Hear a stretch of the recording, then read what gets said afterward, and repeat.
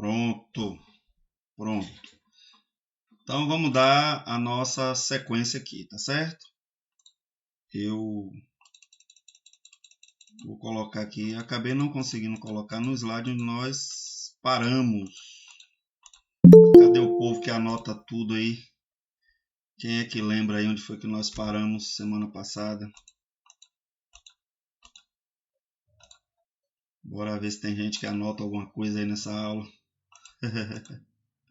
Vocês estão me ouvindo bem? Sim. Pronto.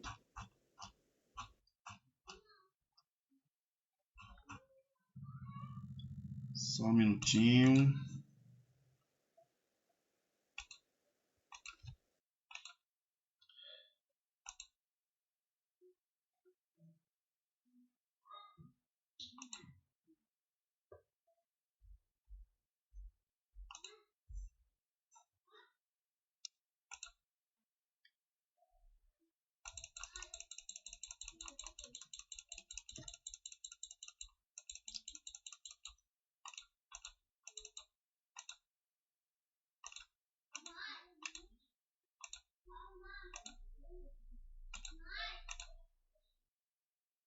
Aqui chegamos.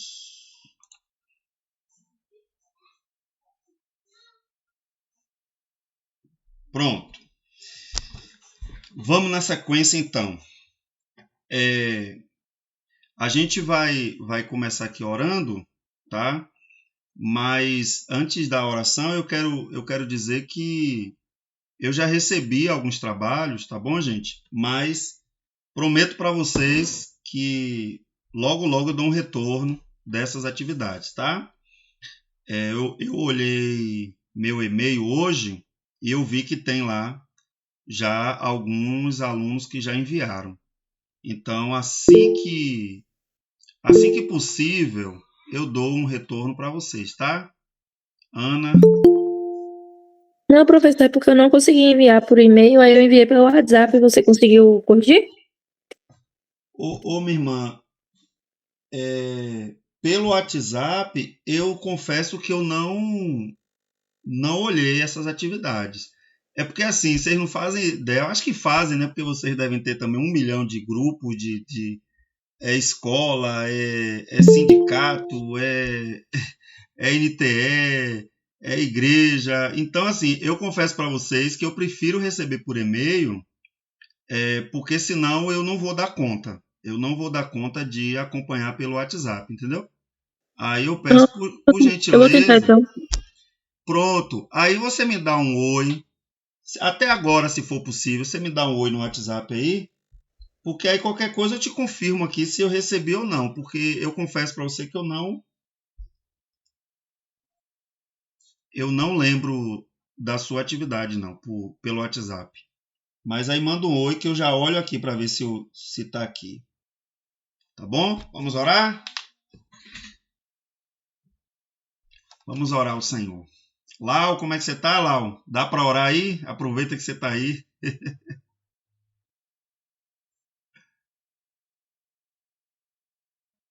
Lau. Acho que não tá dando, né? Mas tudo bem, vamos orar.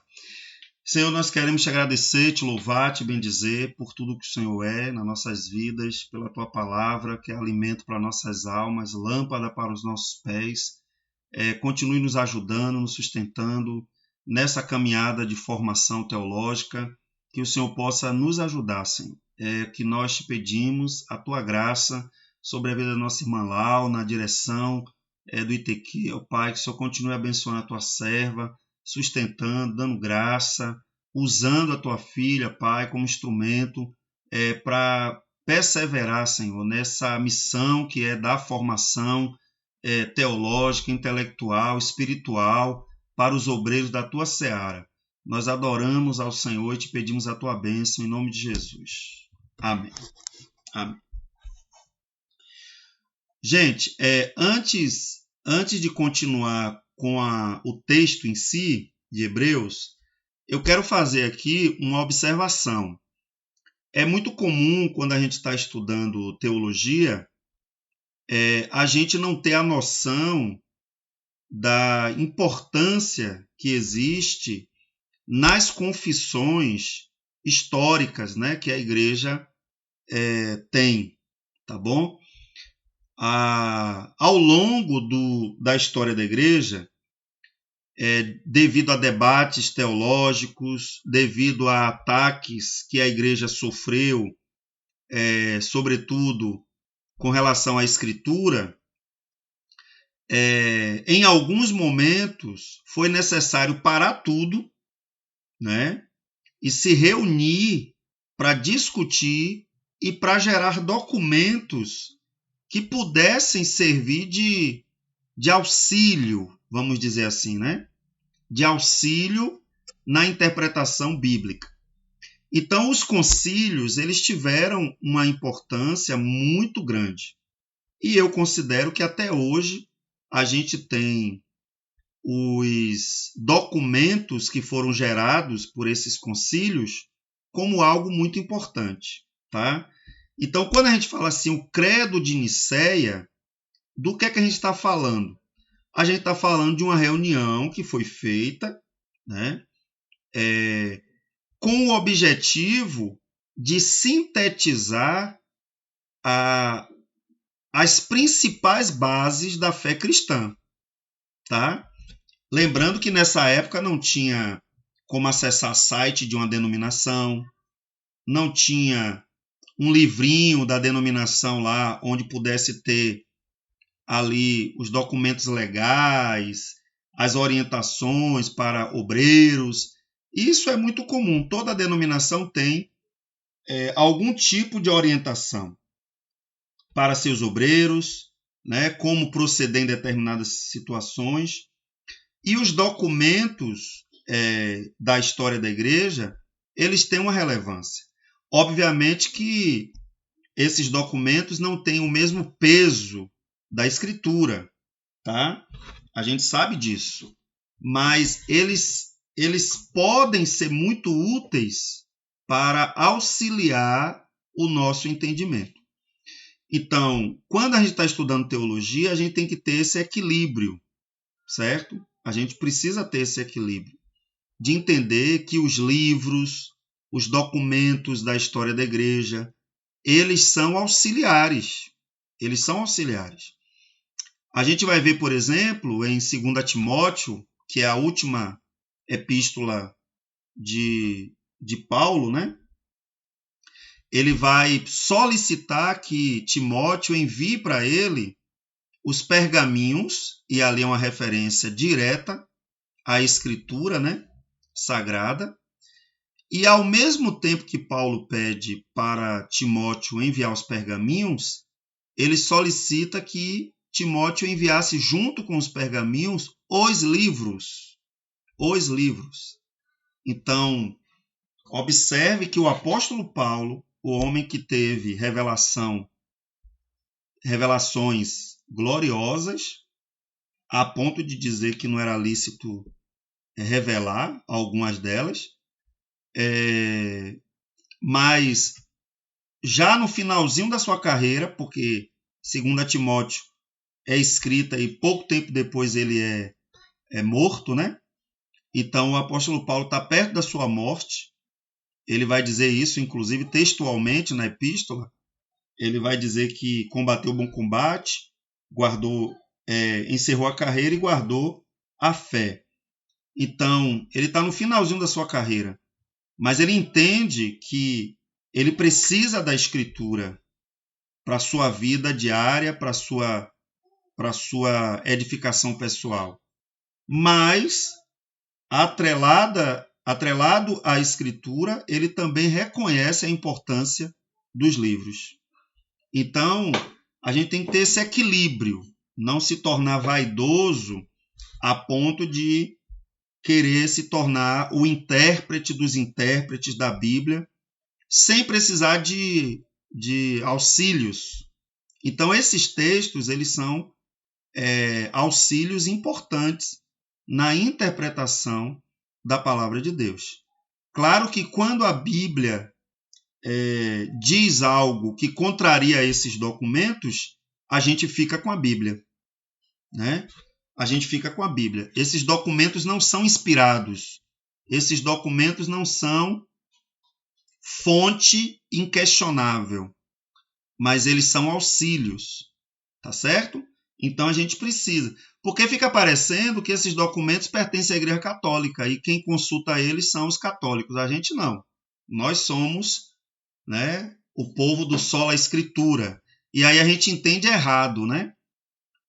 O sola escritura dos reformadores não significou que os reformadores não tinham apreço pelos documentos da história da igreja. Muito pelo contrário. Se você vê o que Lutero deixou escrito, o que Calvino deixou escrito, o que Zwinglio deixou escrito e outros expoentes da Reforma, você vai ver que muito do que eles escreveram tinha citações desses documentos. Então, o sola escritura tem a ver com aquilo que diz respeito à nossa salvação. Ou seja, para ser salvo, a gente precisa de qualquer outro conhecimento de Deus, além do da Escritura? Não. Então, somente pela Escritura já é suficiente. Tá? Agora, para entender e interpretar a Escritura, a gente precisa recorrer a bons exegetas, né? Pessoas que dedicaram a vida toda, que sabiam, que dominavam as línguas originais e tal. Por que não? Então, para interpretar a Escritura, a gente pode sim recorrer a esses textos. Então, aqui, por exemplo, quando diz aqui, Jesus é eternamente gerado. Só para a gente lembrar do contexto aqui, que a gente está no Hebreus capítulo 1, verso 5. Pois a qual dos anjos Deus alguma vez disse, tu és o meu filho, eu hoje te gerei. E outra vez, eu serei seu pai e ele será meu filho. Tá? Então, é um texto complexo. É um texto complexo. A gente lê só o texto, pega o que está nos Salmos, pega o que está em 2 Samuel 7,14, a gente não vai conseguir entender totalmente a dimensão do que significa essa expressão, eu hoje te gerei. Eu hoje te gerei. Tá? Então, por exemplo, alguns especialistas em grego vão dizer que essa expressão eu hoje ela tem relação com a perspectiva divina, não com a perspectiva humana. Esse hoje é na perspectiva da eternidade. Deus não está no tempo, ele não está aprisionado no tempo cronológico. Deus é eterno. Então é Deus que está dizendo, eu hoje te gerei. Tá? Então esse hoje, alguns intérpretes aí que são bons de grego, eles vão dizer que esse hoje aí não é hoje no sentido de dia em algum momento da história humana.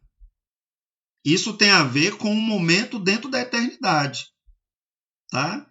Então Deus, que é eterno, decidiu ser 3 pessoas.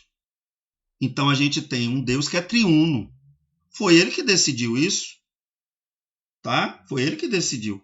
Então, hoje eu te gerei, tem essa ideia. Tá? Tem essa ideia. Mas dentro de uma perspectiva divina. O problema é que a gente tenta entender esse hoje na lógica humana. Dentro do tempo histórico, cronológico, que pode ser computado. E aí, meu irmão, a gente vai endoidar porque Deus não é escravo do tempo. O tempo faz parte da história humana. Mas Deus não está escravo do tempo. Inclusive, é próprio do ser de Deus que ele seja atemporal. Ou seja, ele está para além do tempo. Não é que ele não faça uso do tempo, tá? Mas ele está para além do tempo. Por isso que um dia para ele é como 1000 anos E 1000 anos é como se fosse um dia. Porque para ele, como ele está no início e no fim de tudo, então as coisas estão acontecendo dentro de um plano que, na perspectiva divina, está tudo conectado, é tudo eterno. Tá? É filosófico, é complexo, eu reconheço. Mas, graças a Deus, isso nos coloca no nosso devido lugar. Né? Que a gente não entende tudo. Nós somos humanos e a gente não vai entender tudo de Deus. E graças a Deus por isso. É por isso que a gente vai passar a eternidade e a gente ainda vai todo dia se admirar, como os anjos se admiram constantemente da grandeza do nosso Deus. Tá bom? Fala, David. E o interessante desse versículo aí, ó, que os adventistas falam que Jesus é Gabriel, né? É um anjo. Então, ele já começa aqui falando aqui, ó, pois a qual dos anjos Deus alguma vez disse, tu és meu filho? Nenhum. Exatamente. E já cai por terra a própria tese, né? Já cai por terra. Eu achei isso e me chamou a atenção, porque já é um argumento a mais. Exatamente. Já cai por terra qualquer tipo de associação de Jesus, comparando Jesus com os anjos, né? Colocando no mesmo grau de existência, né? Mas beleza. Então aí o credo de Nicéia, né? Depois ele vai ser reafirmado. A palavra revisado aqui é basicamente que lá em Constantinopla, anos depois, vai se confirmar esse credo. E aí no credo vai dizer isso, cremos em um só Deus. Nós não cremos em 3 deuses. Cremos num Deus que é triuno. É complexo, mas assim como o espaço é complexo, a gente tem um espaço que tem largura, altura, profundidade, largura, comprimento e profundidade, né? A gente tem um tempo que é complexo, porque a gente não consegue separar passado, presente e futuro. Passado, presente e futuro estão totalmente conectados. Então é só você medir a sua fala. Enquanto você está falando, você consegue saber o que é que está no futuro, o que é que está no presente, o que é que está no passado? Você não consegue. Isso é extraordinário. É porque a gente não para pensar nessas coisas, né? Mas é uma coisa que parece boba, mas não é. É por isso que você tem uma memória, que você lembra de coisas do passado e parece que as coisas estão acontecendo agora. E a gente fica com a cabeça assim, poxa, como é isso?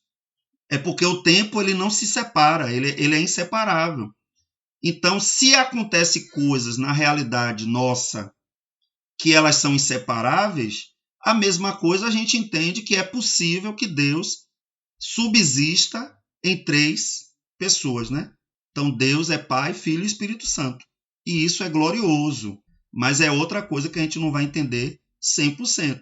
A gente tenta explicar na medida que as coisas acontecem, né? A gente tem a matéria, que é composta de átomos, nêutrons, prótons, elétrons, cada átomo. O pessoal achava que o átomo era a menor partícula de todas, e depois vai descobrir que dentro do átomo tem 3 coisas, entendeu? Então, a Trindade marca a criação de várias formas. E a gente entende isso no ambiente natural. E por que a gente fica questionando, né, com relação ao aspecto divino? Então, isso é um problema nosso, não é um problema de Deus. Deus ele não tem crise com isso. Tá? Fala, David. E você falando aí sobre o átomo, né? A menor partícula, né? Que é formada de prótons e nêutrons. E dentro dessas partículas foi encontrado ondas sonoras. Então. Ondas sonoras, né? Eu lembro logo do Haja, né? Do Senhor. Então, ó que coisa gloriosa, né? É exatamente isso.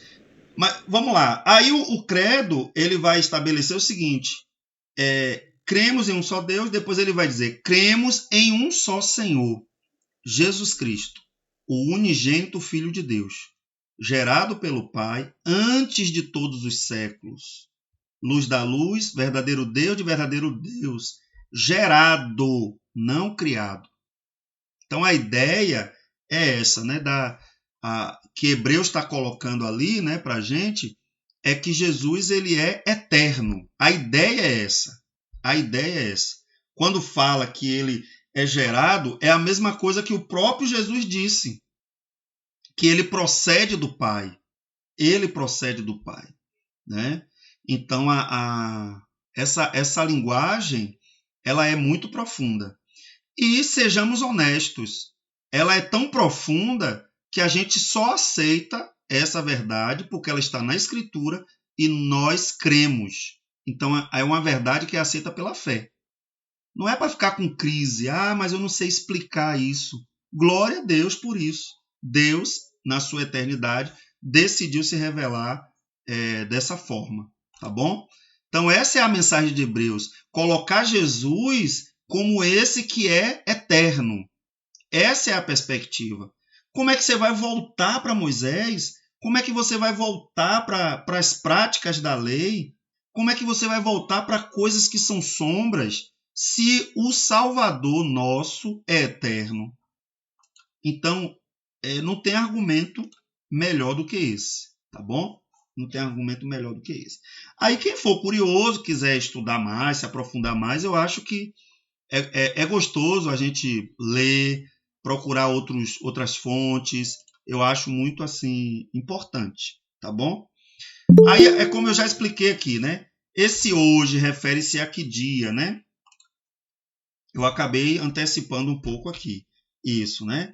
E gerar é o mesmo que criar, já ficou claro lá que não é, tá? No credo de Nicéia deixa muito claro. Então aqui esse comentário diz o seguinte: Cristo tem o direito da filiação segundo 4 razões. Primeiro, geração eterna. Então, ele é eternamente gerado. Por comissão, porque ele foi enviado por Deus, tá? Para cumprir uma missão. E devido à sua ressurreição também.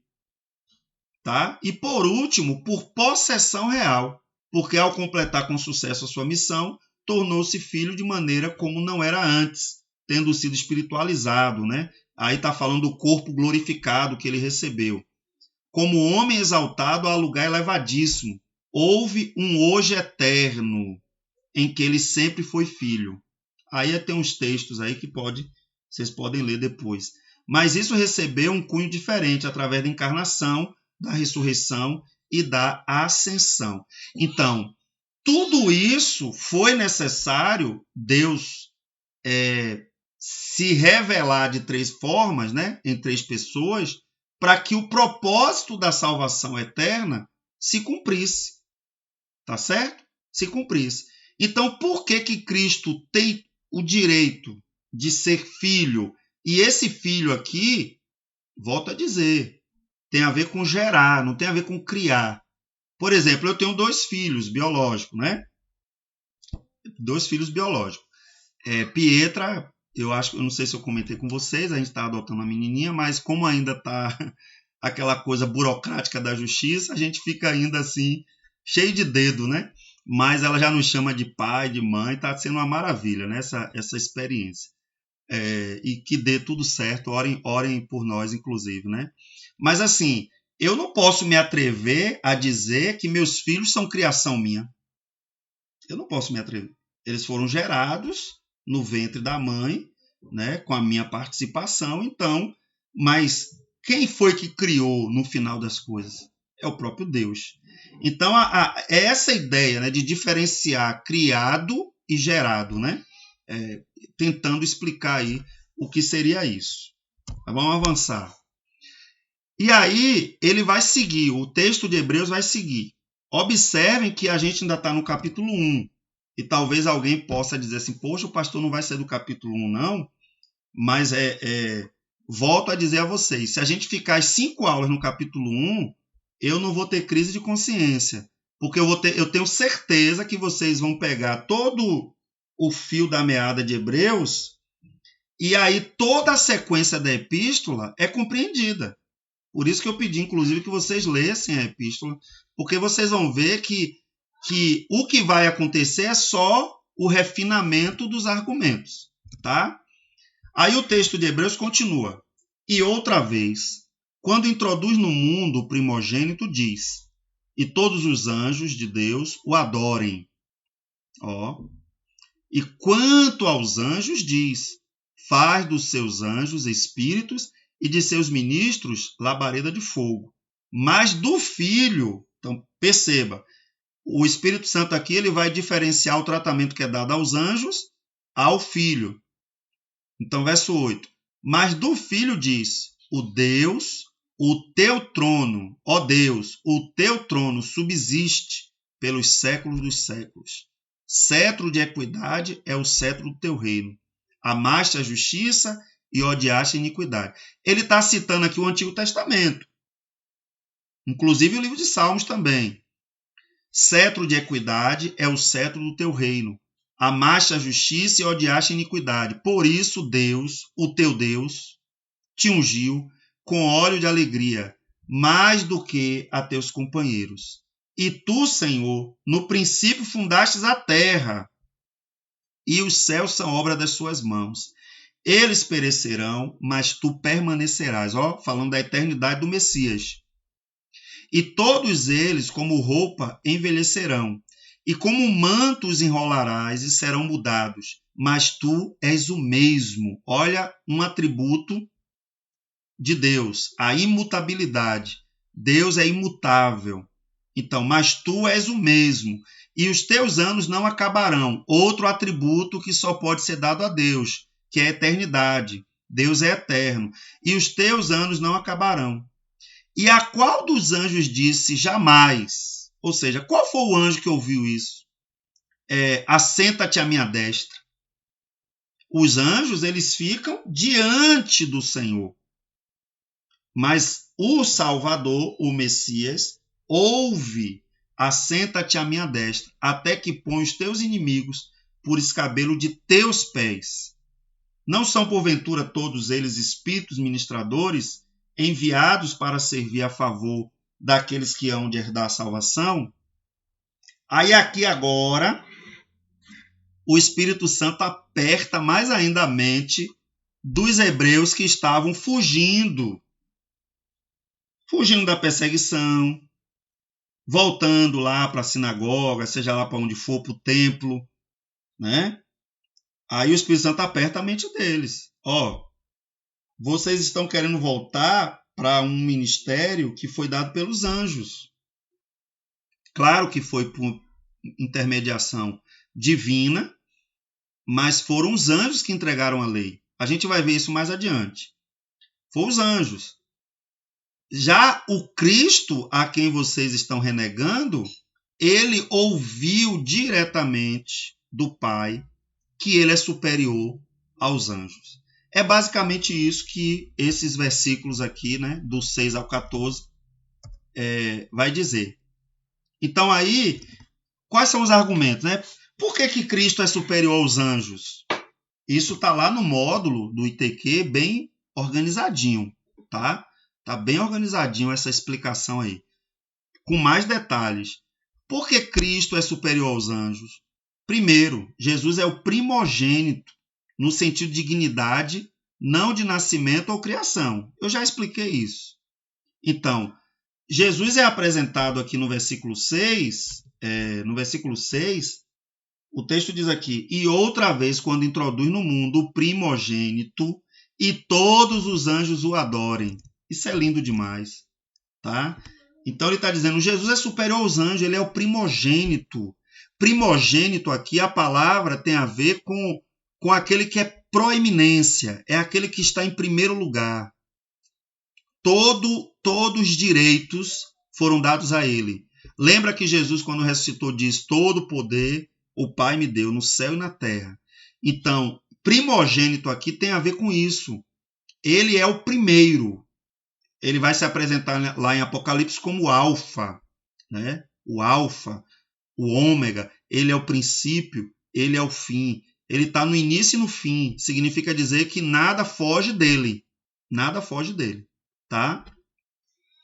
Hernando Dias Lopes ele vai comentar esse versículo dizendo o seguinte: nesse contexto, o escritor de Hebreus enfatiza mais uma vez a superioridade de Cristo sobre os anjos. pois estes foram mensageiros de Deus, e Cristo é o Filho. Isso faz uma diferença extraordinária. Os anjos são adoradores, e Cristo é aqueles a quem eles adoram. Isso é fantástico, né? Segundo, Jesus tem um trono eterno e foi ungido como a nenhum outro. Os anjos são feitos vento, são feitos. É criatura, tá? Eles são feitos vento e labareda de fogo. Só tem vida por lhes serem dadas pelo Criador. Porém, Jesus tem vida em si mesmo. Isso está muito claro aqui no versículo 8 e 9.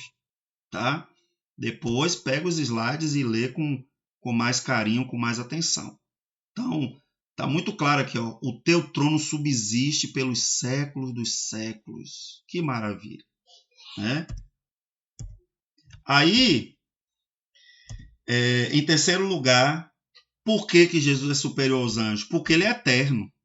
Acabou. Se tinha alguma dúvida ainda, então está aí. Jesus é eterno. Ele é apresentado como esse que subsiste desde sempre. Em quarto lugar, por que Cristo é superior aos anjos? Jesus está à destra do Pai, honrado e coroado de glória. Os anjos estão a serviço da igreja. Então, o refinamento do argumento é absoluto. É absoluto. Aí, vira o capítulo e a maioria dos crentes lê o capítulo 2 sem levar em conta o capítulo 1. Isso é um absurdo. Pregador tem que ficar atento a esses detalhes na Bíblia. Como é que o capítulo 2 começa, minha gente? Vou beber uma água aqui. Como é que ele começa aí, o capítulo 2?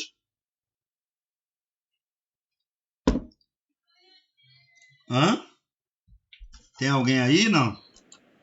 Portanto, convém-nos atentar com mais diligência para as coisas que já temos ouvido, para que em tempo algum nos desviemos delas. Mas a irmã leu o versículo todo, mas observem como é que começa. Na sua versão, começa portanto. Na versão que está na tela aqui, começa por isso. É a mesma coisa. Portanto, por isso. Toda vez que você vê um capítulo começando dessa forma, você é obrigado a ler o que está antes. Porque é como se o capítulo estivesse começando, concluindo coisas que foram ditas. Então, por isso que, porque ele é superior aos anjos, porque ele é superior, ele tem um nome glorioso, extraordinário, porque Jesus é tudo isso, né? Convém atentarmos mais diligentemente para as coisas que ouvimos, né? Então, para que em tempo algum nos desviemos dela. Gente, é fantástico. Olha que ele poderia começar, é o que a gente faz às vezes, né? Ô irmão, não se desvie não. Você precisa ficar firme no Senhor, porque não tem outro e tal. Aí você já começa apelando para que ele não se desvie. Mas o Espírito Santo não usou essa lógica. O Espírito Santo usou a lógica seguinte: primeiro enalteça Cristo, mostre quem é Cristo, para que a pessoa entenda a gravidade que é deixar Cristo para se voltar para outra coisa. Fala, David. Engraçado você falando aí sobre Cristo. Eu até tirei uma foto aqui, porque Cristo é superior aos anjos, né? E Jesus é o primogênito. Todo mundo fala, eu sempre ouvi minha vida toda falando que Jesus é o primogênito de toda a criação. Sim. E na verdade não é. Sim. Pelo que você falou, ele é o primogênito e no sentido de dignidade, né? Isso. Não de nascimento ou criação. Exato. E como mudar isso? Porque assim, eu nunca vi ninguém falar isso. Então. Sempre falou que Jesus Cristo é o primeiro, foi o primeiro a ser criado. Ó que problema. Ó que problema. Isso é problemático, porque, veja bem, a ideia de primogênito, gente, tem a ver sempre na Bíblia com a autoridade. Por que era necessário marcar o primogênito? Quando uma mulher ia dar à luz a primeira vez, foi o caso, como é o nome da mãe de Jacó e Esaú? Me fugiu aqui agora? O nome da mãe de... Hã? Raquel. Isso, Raquel. Quando Raquel vai dar à luz, e ali já se identifica que são dois, há um desespero ali de marcar quem é o primeiro, tá? Por quê? Porque o primogênito é muito mais do que essa ideia de ser o primeiro filho, o primeiro que veio. Na verdade, o primogênito é aquele que guarda em si a autoridade. A autoridade. Aí é para fins de herança, para uma série de coisas, para inclusive reger a casa na ausência do pai ou até mesmo na morte do pai. Então, primogênito na Bíblia não necessariamente tem a ver com o primeiro lugar, aquele que veio primeiro. Tem a ver com aquele que detém a autoridade, o poder. Então, Jesus ele é o primogênito. Tem algumas traduções alguns intérpretes que eles vão dizer o seguinte: é como se ele fosse o princípio ativo de todas as coisas. Isso corrobora com o que a Bíblia diz, que sem ele nada do que foi feito existiria. Sem ele, Jesus, nada do que foi feito existiria. Ou seja, ele é o princípio ativo de tudo que existe, de tudo. Então a ideia de primogênito aí em Hebreus é essa, né? Fala, Tiago. Ô, professor, essa versão que você está lendo aí, ela é na NVI. Na Sim. versão NVT, ele fala assim: portanto, precisamos prestar muita atenção às verdades que temos ouvido, para não nos desviarmos delas. Esse texto, nessa versão NVT, outro dia eu tive a oportunidade de pregar e usei essa versão, esse texto, como subsídio na minha pregação. E ele tem 3 chaves aí, nesse versículo, que são muito importantes. Uma, ele fala de atenção. Atenção é cognição, capacidade de discernir, de entender, de interpretar. Então ele fala, precisamos prestar muita atenção. Ele está chamando a atenção para a nossa cognição. As verdades que temos ouvido, que é um sistema que está ligado aos nossos sistemas de olfato, linguagem e audição. Ou seja, o que temos ouvido. Ele chama a atenção em relação à nossa cognição e para aquelas coisas que nós temos ouvido. Porque aquilo que temos ouvido, nós podemos estar absorvendo, podemos estar aprendendo. E isso está relacionado com quem andamos. Porque se nós estamos ouvindo, é porque nós estamos andando com essas pessoas. Só que o que nós estamos ouvindo pode determinar a nossa caminhada. Aí ele finaliza falando da nossa movimentação, para não nos desviar. Desviar é o nosso caminhar. Se a gente está ouvindo aquilo que não é plausível, que não está alinhado com aquilo que vem dos céus, nós podemos tomar atitudes e ir por caminhos que nos levem ao mal, ou seja, nos desviarmos da palavra. Então, são 3 chaves que tem dentro desse versículo que são importantíssimas para o cristão.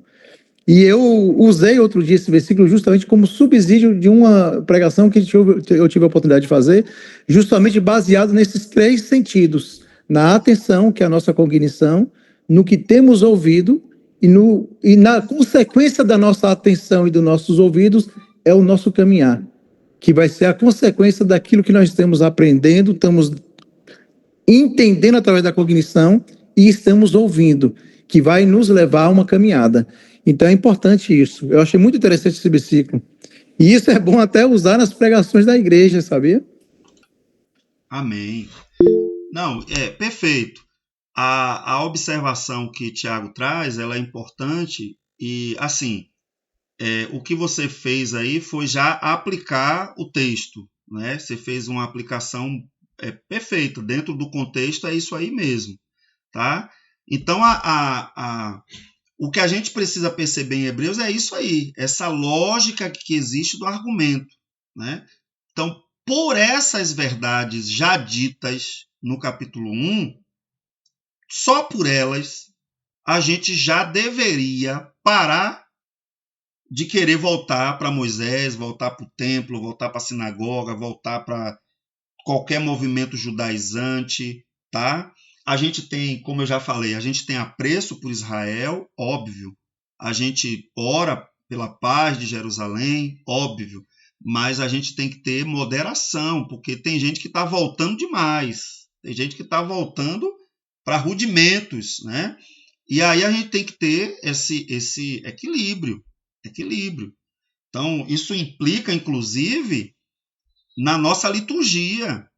Não tem cabimento, a meu ver, que os crentes, enquanto estão orando em nome de Jesus, se comportem razoavelmente sem muita histeria, né? Mas, se disser que tem um anjo ali agora no culto, irmãos, o cara está orando, Senhor, em nome de Jesus, visita o teu povo, abençoa teu povo, unge teu povo e tal. Ah, irmãos, eu estou vendo agora um anjo, pronto. Enquanto estava falando em nome de Jesus, estava todo mundo em paz, tranquilo. Falou que viu o anjo entrou, o anjo está com a espada, o anjo está aqui do meu lado, irmãos. Eu estou vendo agora 2 anjos, um de um lado, outro do outro aqui no púlpito. Aí o povo entra numa convulsão espiritual. Aí a gente tem que parar e dizer, opa, calma aí, porque está desequilibrado. Cristo é superior a qualquer anjo. Os anjos são ministros. A Bíblia chega a dizer que eles são conservos nossos. O que é que significa conservo? É aquele que está conosco no serviço. Eles estão conosco no serviço. Então é preocupante isso. Quando você está numa liturgia ali, num culto, né, e os louvores estão aquela coisa gostosa, aquela coisa maravilhosa, mas de repente alguém vê um anjo e isso muda a mística do culto, muda os sentimentos, né? As pessoas começam a sentir coisas diferentes, então a gente tem que ter cuidado. Não é que os anjos não estejam ali. Pelo contrário, eles estão, mas eles estão a serviço da igreja. Isso precisa ficar muito claro, né, para a gente. E será que viu mesmo? Não, o próprio Hebreus, o próprio texto de Hebreus, lá no finalzinho, vai falar que, inclusive, alguns hospedaram, né? Vai se referir ali à hospedagem de anjos, né? Eu acredito sim na ação dos anjos. Os anjos são importantíssimos, eles estão ao nosso redor, tá? Agora, eu particularmente, eu sempre falo com minha esposa e já preguei falando sobre isso, eu peço a Deus para não ver nada, porque eu sou muito, como é que diz? Eu sou muito impressionado com as coisas, né? Então, eu prefiro não ver. Mas é a moderação, viu, David? É a moderação. Qual o sentido de um anjo aparecer? Eu acredito que há determinadas situações específicas que pode acontecer isso. Mas o que eu quero observar aqui é que o culto é centralizado em Cristo e não nos anjos, né? É isso que Hebreus aqui vai deixar muito, muito claro para a gente, tá? Então, aí por isso, ou seja, por isso o quê? Por Deus ter falado, não mais por anjos e profetas, mas pelo Filho, por ser Jesus superior aos profetas e os anjos, e por ser Jesus o mediador de um novo pacto. Você tá coberto de razão, no sentido assim, talvez esse tipo de experiência ela é muito pessoal e ela pode ser útil para uma determinada pessoa que esteja ali. Agora, isso não pode mudar o foco do culto, tá? É nesse sentido aí que eu acho que a gente tem que ter um maior cuidado, né? Um maior cuidado. Mas vamos lá. convém atentarmos. Tiago ele já antecipou algumas coisas aí que os slides seguintes falam, né? Quando ele diz aqui convém, ou tem tradução que diz é necessário, a palavra grega ali ela é mais forte. Ela carrega, o texto grego significa que é uma obrigação moral. Ou seja, é como se diante das verdades ouvidas, ninguém tem outra opção. É como Pedro diante de Jesus. Para onde iremos nós se só tu tens as palavras de vida eterna? É mais ou menos isso. É um peso moral, uma obrigação moral.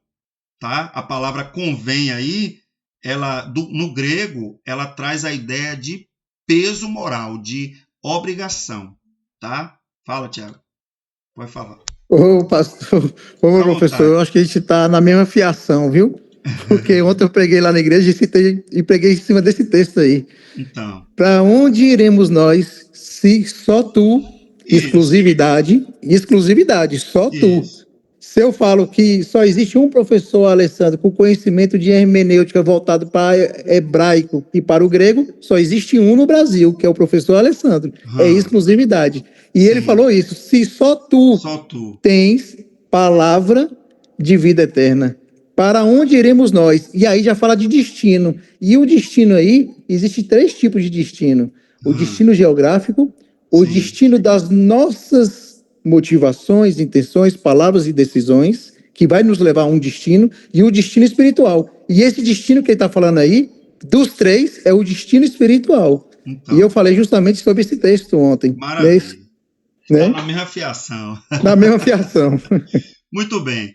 Aí a palavra atentarmos, ou tem versões que vai dizer apeguemos, né? Convém que apeguemos, ou convém atentarmos. A palavra aí tem a ver com mente, voltar a mente. Então, volte a sua mente, volte a pensar em Cristo, volte a considerar as palavras que Cristo te ensinou, né? Com muito mais vontade do que você fazia com a lei e a palavra dos anjos. Então, o conselho que o Espírito Santo dá é esse: volte-se para Cristo. A igreja local ela é importante, óbvio. Sem a igreja local, a nossa sobrevivência espiritual ela é comprometida. A gente precisa um do outro, tá? Mas a ideia inicial que o Espírito Santo usa não é volte para a igreja. Não, volte e lembre-se. Lembre-se de Cristo. Lembre-se do que você ouviu. Lembre-se das verdades. Tá certo? Aí continua, né? Para as coisas que ouvimos. Então, coisas ou verdades ouvidas. Tem versão que fala verdades ouvidas, né? Então, a ideia aqui seria o quê? Ouvir, entender, praticar. Ótimo. Deixa eu ver aqui. Então, explica aí, David. Eu não consegui captar, não. Explica aí pra gente. Igual você tá falando aí, no sentido de a pessoa tá desviada ou tá querendo desviar, aí a gente fala, não sai não, volta pra igreja, vai lá, não sei o quê. Isso. A gente tá fazendo de forma errada. Igual você falando aí, frisou essa frase. A gente tem que mostrar Cristo. Isso. Como Cristo era, fazer a pessoa lembrar. Isso. Lembra que Jesus falou que o reino de Deus é semelhante a um homem que encontrou uma pérola de grande valor e ele foi lá e vendeu todas as outras pérolas e voltou e adquiriu aquela pedra, aquela pérola de grande valor. Ele vendeu tudo que tinha, veio. Essa é a ideia do reino de Deus. Enquanto a pessoa não souber de fato quem é Cristo e o valor que ele tem, não adianta. Você vai passar mel na boca, você vai dizer que ela é as meninas dos olhos de Deus, você vai falar o que quiser. Ela vai até lá na igreja, gosta de estar lá, mas ela não entendeu ainda a dimensão, a grandeza de quem é Cristo, tá? Então a gente precisa mostrar para a pessoa. Volto a dizer, eu não estou dizendo que você não pode demonstrar desprezo por ninguém. Não é que a pessoa é desprezível, não é isso. Mas ela precisa entender que quem é Cristo e que tipo de troca louca que ela está fazendo. Ela está largando aquele que é a pérola, a maior de todas, a mais valiosa. E ela está simplesmente indo atrás de outras coisas. Então, enquanto a pessoa não souber de fato quem é Cristo, não adianta. Ela vai estar na igreja, mas ela vai estar presente ali, né? Então a ideia aqui, né, para as coisas que ouvimos, ela tem esse sentido, né? A vida cristã, ela afeta tudo, tá tudo. Lembra quando Jesus fala que o reino de Deus é semelhante a um homem que colocou o fermento e que levedou toda a massa? Toda a massa foi impregnada com aquele fermento. Não tem nada na massa que tenha sido totalmente preservado a ponto do fermento não entrar. Então, assim, você vê que o fermento às vezes é colocado como uma coisa negativa na Bíblia, né? O fermento dos fariseus. Jesus disse para a gente se abster do fermento dos fariseus. Mas o fermento do reino é bom. Porque o fermento do reino, ele age em toda a massa. Então, olha que sofisticação, né? Vai cair eu já vou aqui entrar para gerar outro aqui, tá bom? Para quando cair a gente já seguir aqui a nossa jornada. Deixa eu gerar um link aqui.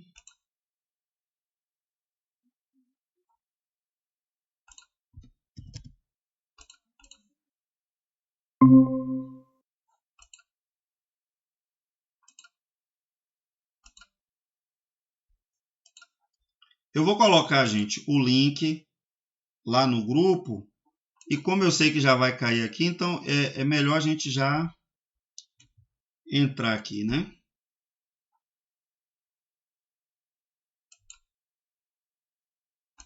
Copiei. Só um minutinho. Deixa eu abrir o WhatsApp aqui. Deixa eu passar para o próximo slide, que esse aqui a gente já concluiu. Olha que ainda está aqui no versículo...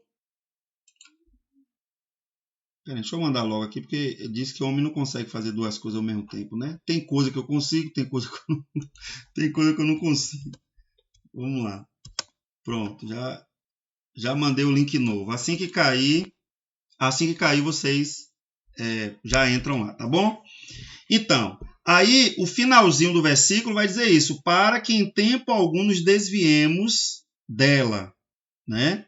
E aí eu sempre gosto de fazer essas provocações, tá? É possível um cristão nascido de novo desviar-se do ensino da verdade? Aqui eu não estou nem falando de desviar da igreja completamente, de apostatar da fé. Eu estou falando aqui do ensino da verdade, do ensino da palavra, né? Note que desviar-se do ensino da verdade não tem a ver com salvação. Nesse momento aqui do texto, não está se referindo à salvação daqueles crentes. Está se referindo à palavra que eles estavam soltando, deixando a palavra, né, de lado. Ele pode ignorar. É uma perspectiva boa, tá? Então, tem a ver com esfriamento espiritual, abatimento, esmurecimento. A gente tem que ter cuidado com esses versículos para a gente não querer atropelar, né? A gente tem as nossas preferências teológicas e aí tem essa briga entre calvinistas e arminianos que a gente tem que ter cuidado para a gente não ser contaminado e ir ler Hebreus e querer colocar uma coisa que não está aí. O texto em si não está falando da salvação, está falando da palavra, tá? Mais para frente ele vai falar de salvação, mas aqui no momento vocês estão soltando a palavra, estão deixando que a palavra escape, né? A intenção aqui é essa, né? Está escapando das mãos de vocês. Não soltem a verdade. E isso é um desafio nosso de cada dia. Como ministros do Senhor, como servos de Deus, a gente, por vezes, deixa escapar convicções que a gente tem, né, da palavra de Deus, pelo contexto, pela pressão de pessoas, seja qual for o motivo. E a recomendação bíblica é que a gente não faça isso, né? Que a gente seja atento, que a gente guarde essa palavra aí com firmeza, em nome de Jesus. Amém? Vamos seguir. Ainda está aqui, parece que ainda tem mais 1 ou 2 minutos aí. Aí, o versículo 2 do capítulo 2 fala, David, tratar como algo natural.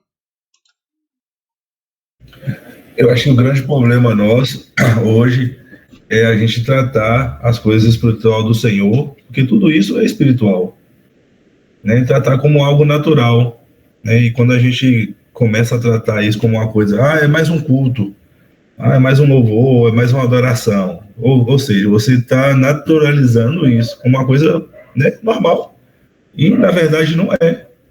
Sim. Né? Então eu acho que esse é um grande problema. A gente está acostumado, né, de ir à igreja, está acostumado de, hoje é culto de quarta-feira, eu vou para a igreja, hoje é culto de domingo, eu vou para a igreja. Então a gente está acostumado. Então esse é um grande problema, né, ao meu ver, né? Tem um teólogo que ele fala isso, né, que um dos maiores perigos da fé cristã é você começar a naturalizar o culto, a vida com Deus e por aí vai, né? Então é como se nada sobrenatural, nada eterno acontecesse, tá? Então a chamada vai cair, gente. Aí a minha recomendação é que a gente já entre lá no link novo. Já está lá no grupo, tá bom? Eu vou fechar logo esse aqui, porque eu sei que dentro de 1 minuto vai cair, né? Então a gente encerra ele e já começa o outro, tá bom?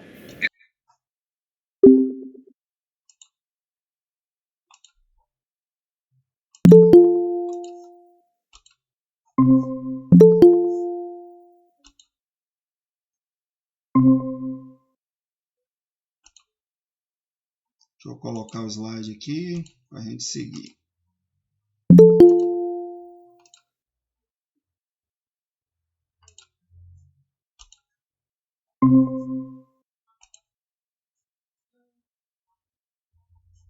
Pronto.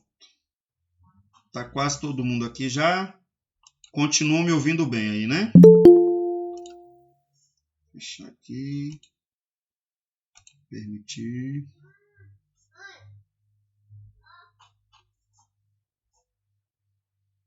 Me ouvem bem?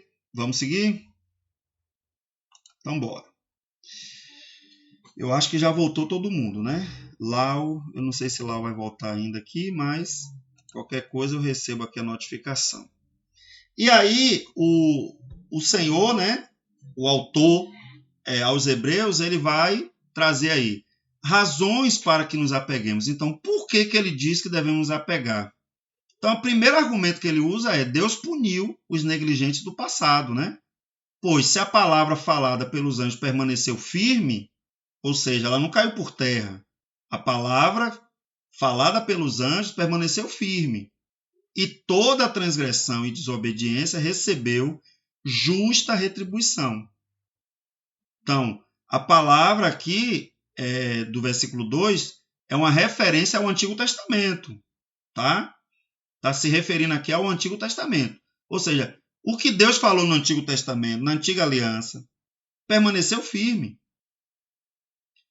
Falada pelos anjos, é isso aqui que eu antecipei, mas não citei o versículo intencionalmente, né? Deuteronômio 33:2 explica isso. Diz lá, né? Disse ele: o Senhor veio do Sinai e de Seir raiou sobre nós. Resplandeceu desde o monte Parã, e veio das miríades de santos, à sua direita havia para eles o fogo da lei. Tá? Se você pegar o contexto de Deuteronômio, está falando ali o tempo todo sobre a lei, como é que a lei foi dada ao povo. E aí, o autor de Deuteronômio, porque essa parte finalzinha de Deuteronômio, né? Existe uma dúvida aí se de fato foi Moisés ou não que escreveu.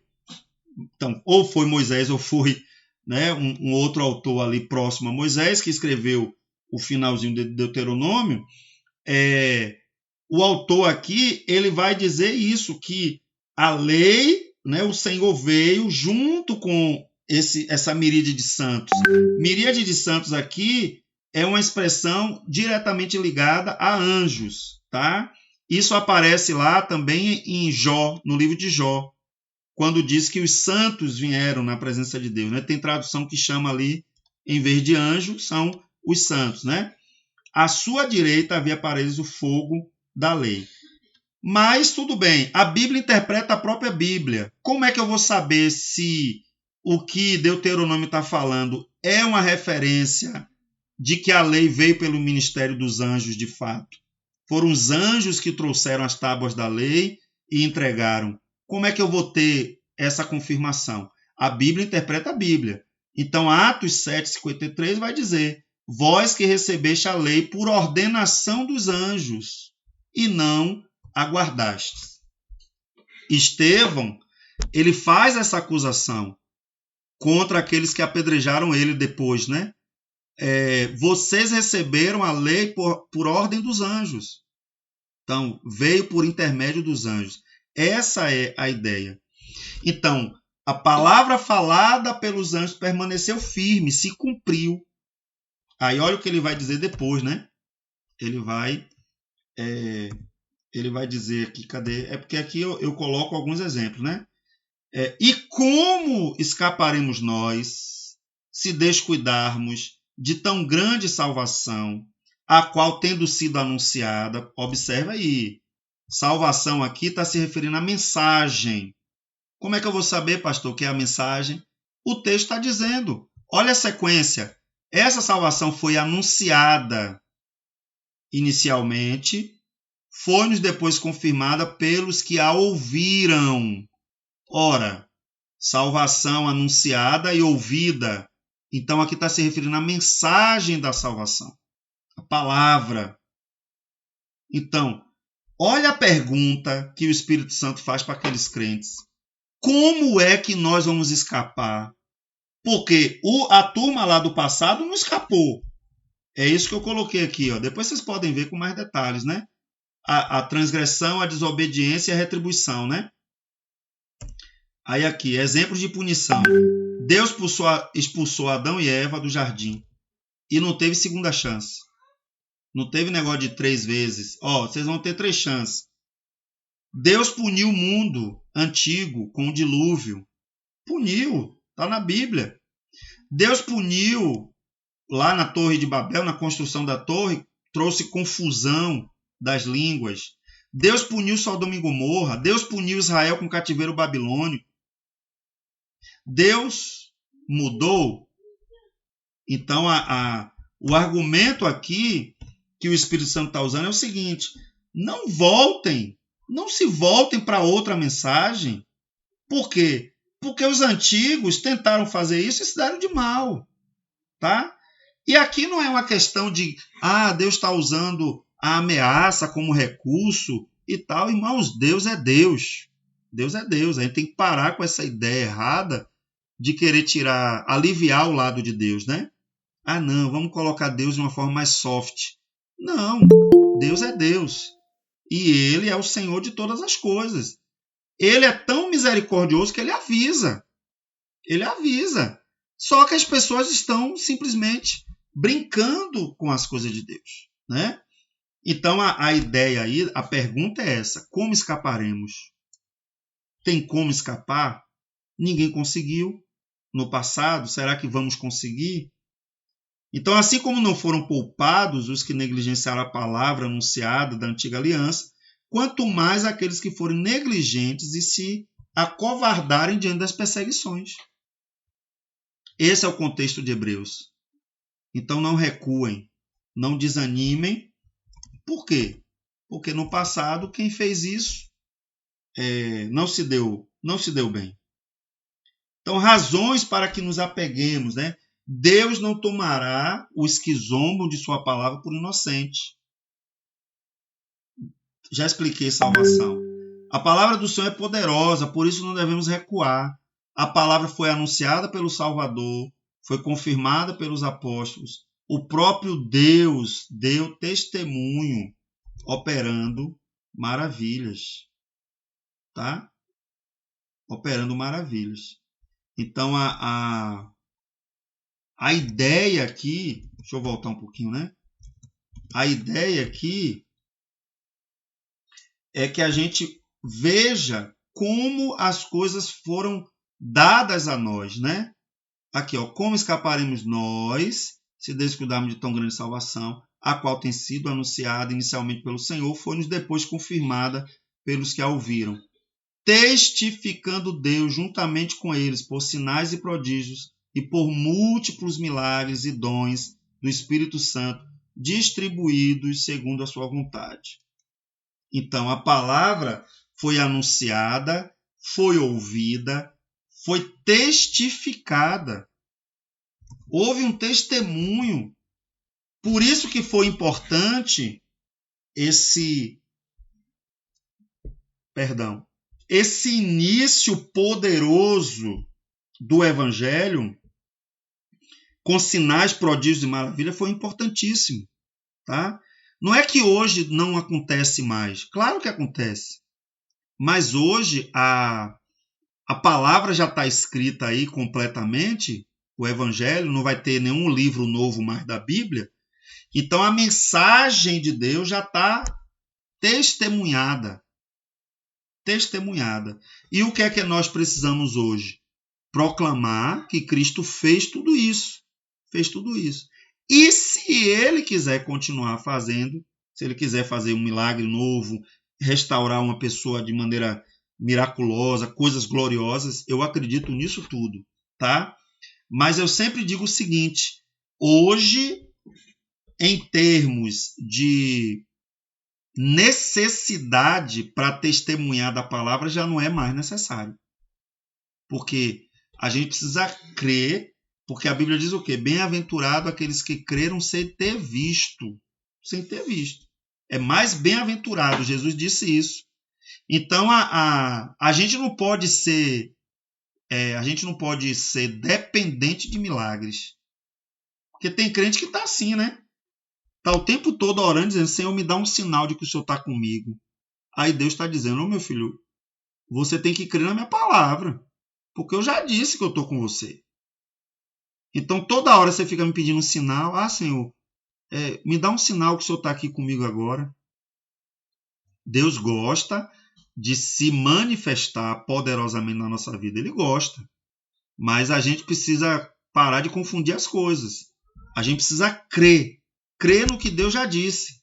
Se Ele disse que está com a gente, então, Senhor, a oração já muda. Senhor, obrigado, porque o Senhor está aqui comigo. O Senhor Deus que me guarda. O Senhor está agindo na minha vida. Os teus anjos estão aqui ao meu redor. Então, eu já sei que o Senhor está aqui comigo. Eu creio nisso. Porque a tua palavra garante isso. Tá bom? Amém, minha gente? É muita coisa, né? E só de pensar que a gente ainda está no capítulo 2. Amém. Só de pensar que a gente está no capítulo 2. Mas é bom demais. Hebreus, eu sou fã demais, né, de toda a Bíblia, mas Hebreus tem assim, uma mensagem muito, muito importante para nossas vidas. Aí aqui vai dar uma virada no capítulo, né? É como se o Espírito Santo retomasse aquela conversa lá dos anjos. Como eu já expliquei, eu confesso que eu não vou investir muito tempo aqui nessa parte.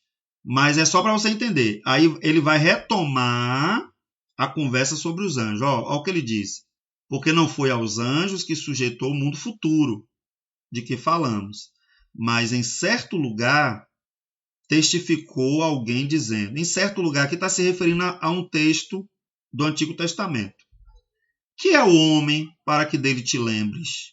Ou o filho do homem para que o visites? Tu o fizestes um pouco menor do que os anjos. De glória e de honra o coroaste. E o constituíste sobre as obras de tuas mãos. Todas as coisas lhe sujeitaste debaixo dos pés.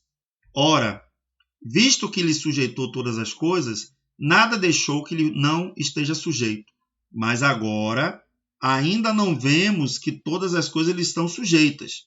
Vemos, porém, coroado de glória e de honra, aquele Jesus que fora feito um pouco menor do que os anjos por causa da paixão da morte, porque anjo não morre. Ele foi feito um pouco menor que anjos porque era necessário que ele fosse de carne e osso. Ele precisava morrer. Então, por causa da sua morte, para que pela graça de Deus provasse a morte por todos. Porque convinha que aquele para quem são todas as coisas, e mediante quem tudo existe, ou seja, porque dele, por ele, para ele são todas as coisas, tudo existe por causa dele, trazendo muitos filhos à glória, consagrasse pelas aflições o príncipe da salvação deles. Príncipe aqui, a ideia de príncipe também é aquele que é primeiro. O príncipe é o primeiro na sucessão. Se o rei morre, o príncipe é o primeiro. Príncipe, a própria palavra, né? Princípio, príncipe, são o mesmo radical, né? É a mesma raiz. Então, consagrar-se pelas aflições. Então, Jesus foi consagrado pelas aflições, o príncipe da salvação.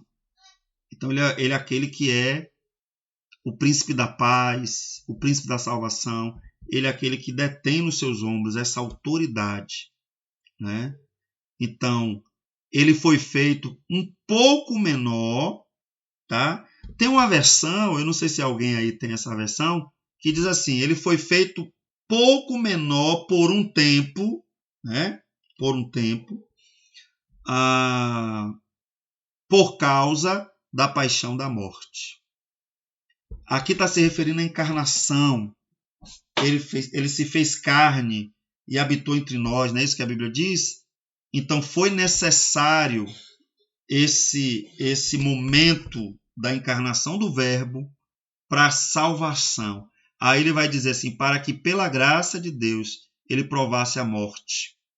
Porque convinha que aquele para quem são todas as coisas, e mediante quem tudo existe, trazendo muitos filhos à glória, foi necessário que ele morresse.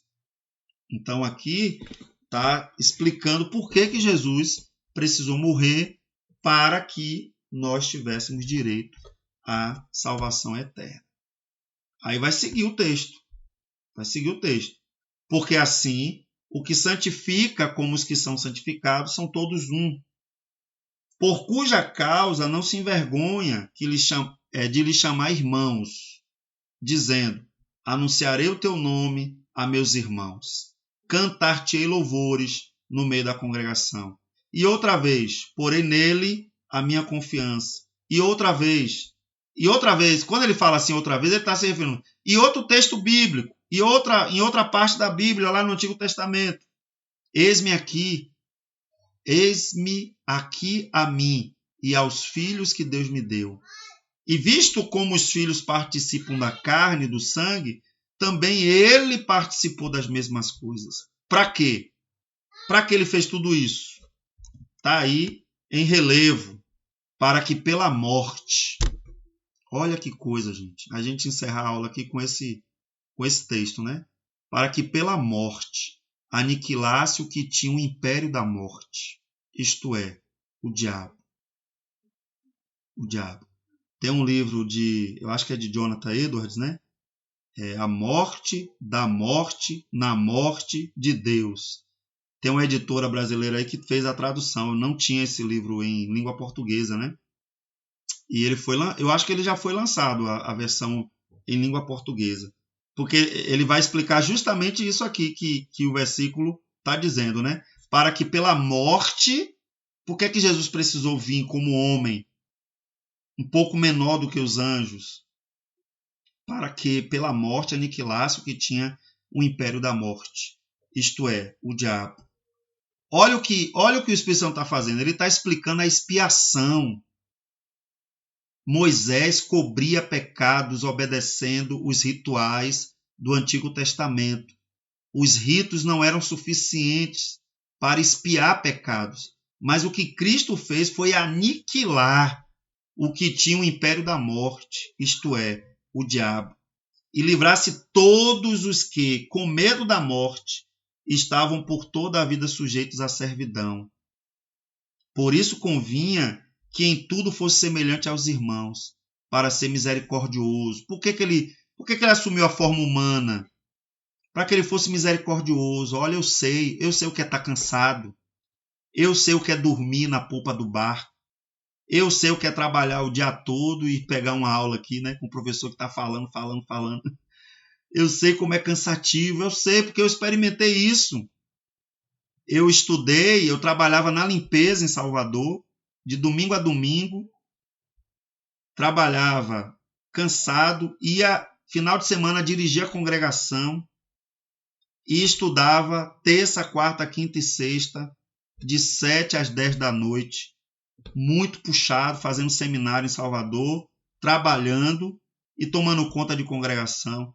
Então, quando a gente experimenta essas coisas, a gente se torna mais misericordioso, porque a gente sabe que é difícil, é luta, é um preço que você está pagando para ter uma formação espiritual, uma formação teológica, né? Então, convinha que, verso 17, né? Por isso convinha que em tudo fosse semelhante aos irmãos. A semelhança que ele tem conosco não é para diminuí-lo. Pelo contrário, isso enaltece ainda mais, porque ele decidiu se fazer como um de nós, para ser misericordioso e fiel sumo sacerdote naquilo que é de Deus, para expiar os pecados do povo. Porque naquilo que ele mesmo, sendo tentado, padeceu, pode socorrer aos que são tentados. Amém? Então, esse é o Jesus que é apresentado aqui. Esse é o Jesus que é apresentado aqui. E aí, semana que vem, a gente retoma esse finalzinho, aplicando algumas coisas, porque eu acho que é importante. Tá bom, gente? Só eu tenho que correr, senão o governador de vocês corta meu ponto. Mas Deus abençoe, fortaleça aí as nossas vidas, viu? Faz um pix para nós, viu? Boa noite, pastor. Boa noite, paz. Paz. Boa noite, a paz. Paz do Boa noite. Senhor. Depois eu mando o link. Um abraço.